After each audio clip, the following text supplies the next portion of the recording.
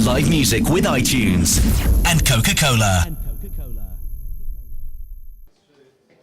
I'm backstage at the Coco Club in Camden. And this is like the area, the green room, where everyone comes literally just before they go on stage over here. There have been some real greats in here. If you have a look at the wall, got the likes of Boy George, Basement Jaxx, Amy Winehouse, also got Justice and the Scissor Sisters. And we're going to add to that number on stage tonight for the iTunes Live Festival 2008, because the Music are back after about a 3-year break with their third album. It's called Strength in Numbers. And I think we should go and catch up with them now. Now, to mark your return, iTunes have asked if you could sign the poster behind you. So, I don't know, there's not a massive amount of space, but if you can find like a name that you like, stick your names there.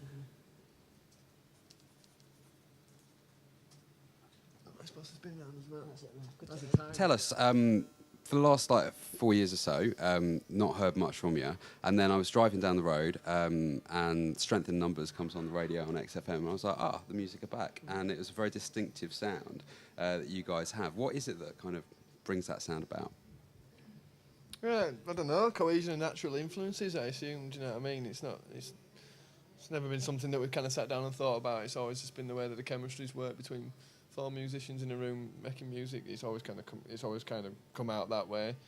And, you know, I suppose the recognisable sound comes from, you know, the way we play it and the fact that we use dance music quite a lot in terms of structures and dynamics and stuff like that. And sometimes, you know, the way Robert uses his voice in a sort of mantra style, that's all quite unique to sort of guitar music, I think, anyway.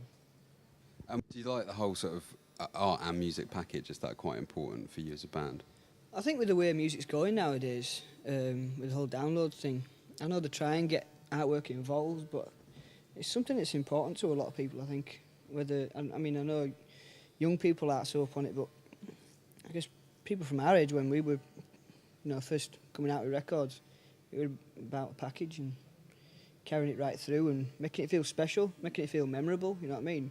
Like freezing a moment in time about history, not just about shifting units. I think that's what we try and do. I mean, the iPod's been around since at least the early 2000s, but the musical landscape has changed a little bit really since your debut release. And I mean, how do you think that's changed, like the interaction that you guys have with your fans? It's not a great deal in terms of gigs. I mean, it's all for us. The live thing's always been where we shine most. Records, we've had to look at it as a different animal, really. And I guess how people listen and buy music has changed a lot in the short period we've been away. But the last few shows have proved to us that we're still relevant, we still matter to people, we're still important. So I guess it's all just about the live thing for us. So what's the future hold apart from like tours? Obviously, kind of Strength in Numbers, the album is out now. Is that very different musically from stuff that you've been doing before, do you think? It's more evolved and more focused and a little bit sort of a bit further afield, do you know what I mean? I think it's combines elements of what we've always done, and you know, but sort of does so in a much better way with better songs, really. At the end of the day, all we're trying to really get is the buzz of writing a great song, which lasts for a long time. It's starting to wear off that now, because obviously we finished writing a long time ago and we've been touring this record, so it's going to be nice to start writing again and start getting excited about stuff. Which do you prefer, writing or touring, or are they both just like two sides of the same coin? I prefer writing massively. I think I love being in a studio, I love having control, you know what I mean, and sort of being able to manipulate things, whereas live it's all kind of in the moment and you can't go back and change things. And I mean, they are two very different animals, but I much prefer being in the studio. How about you, Rob? I'm really enjoying playing live at the moment. I think where we left last time after the second record, I think we'd all really got fed up of playing. But once we got the ball rolling again on this tour, I started to buzz off it again, and I don't know, I just feel a bit more involved with the crowd this time. As you know, there don't seem to be too much separation between us and the crowd. I feel like, I don't know, especially the last few shows, I know I've said it before, but it just feels like something's happening again. What's the typical the music show like then? It's intense, it's high energy, do you know what I mean? We want to try and get to sort of people's emotions through power, do you know what I mean? Because at the end of the day, it's really difficult to have an entire audience to hold their attention for an hour and a half or whatever. But I don't know. I think, you know, again, it's not something we really think about consciously. It's always just been the way we've played and the way stuff's come out. But we're an intense band, you know what I mean? It's an intense experience watching us live and stuff. And It's quite a wall of sound, really, isn't it? Your music. It's kind of it's very, very tuneful. It's very harmonious, but it is quite relentless as well. Is that's deliberate then? It's something Yeah, we've got yeah. from day one, isn't it, really?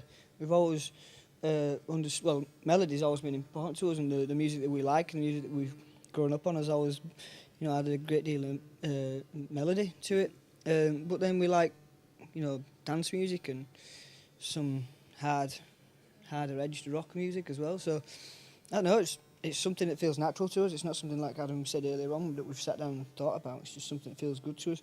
I think when we play live as well, for me, I try and inspire people. Do you know what I mean? I want people to leave the gig, because the way people live nowadays is it's so relentless and so quick is life that you're either in the past or you're in the future. You know what I mean? Thinking about the past or the future. You're never in the present moment.